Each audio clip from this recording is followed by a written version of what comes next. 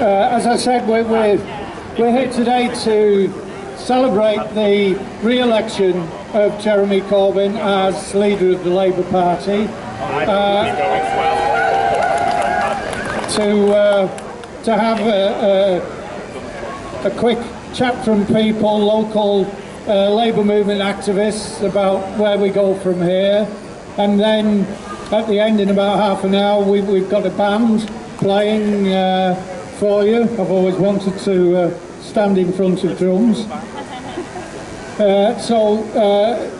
About an hour's worth of entertainment and speeches. The first speaker is from the Manchester Trade Union Council. Can I introduce Annette Wright? Two.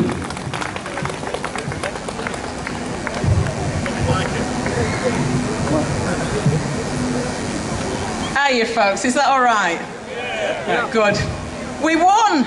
We won today! Thanks very much everybody for coming here to Manchester today. It's not quite the numbers we had here in Manchester last time, but I don't say this very often, but I think it might be a little bit more exciting over in Liverpool today. So thanks for coming into town if you were staying in Manchester. As we are in Manchester, that's what I'm going to talk about.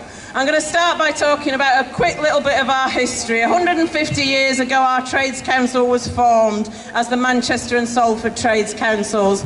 And our ancestors didn't mess about. Within a couple of years, they were down the Mechanics Institute, which is still there on Princess Street, and they set up the Trade Union Congress, which we still have today. And that organisation set up something called the Labour Representation Committee, and it stood people for Parliament, and it got some MPs elected, and those people formed a party, and they called it Labour, and that's what it's still called today. Some of these people in Parliament today who have behaved so disgracefully over this summer refer us to Clause 1 of the Labour Party Constitution.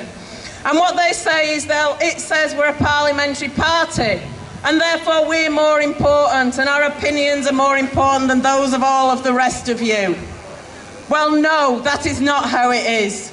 Labour is a parliamentary party. It is the parliamentary party in this country that was set up to represent working class people, people like all of the rest of us. And it is the party of the Labour and trade union movement, and that is what we are all part of now.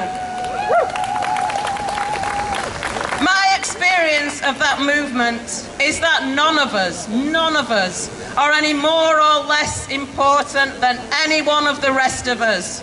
So these people in Parliament who draw salaries that most of us can only dream of to represent Labour there are important. They have a role to play. But every one of us here has a role to play as well. Every Labour Party member, every trade union member. This movement is only as it is as we stand here today because of every single individual who is involved in it. And if these people learn nothing else from this, maybe today that's the message we have sent to them.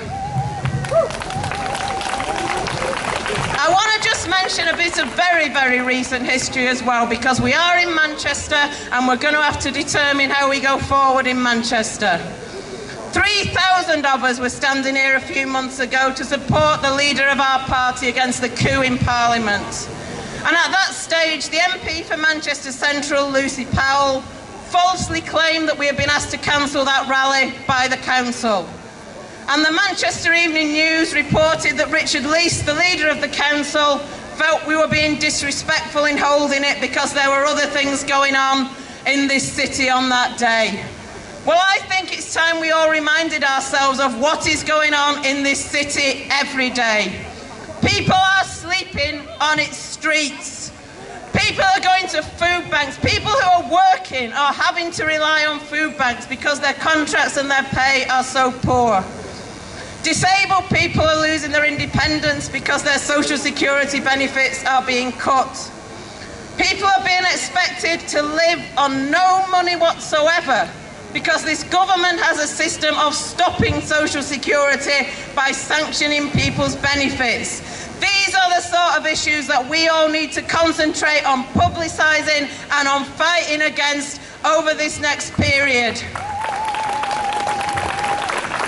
We have spent enough time wasting our time over this summer with this divisive leadership contest with an opponent who clearly wasn't up to the job, spending our time worrying about being suspended from our own party. That time is over now. We're now into the time of a lot of hard work.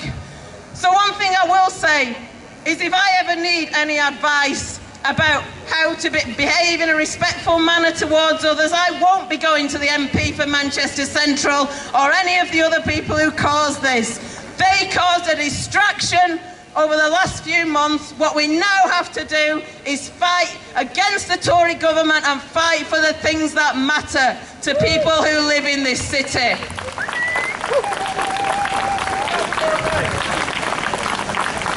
Those of us in the Labour Party are going to be told now we must put all this aside and forget it and let's all be friends.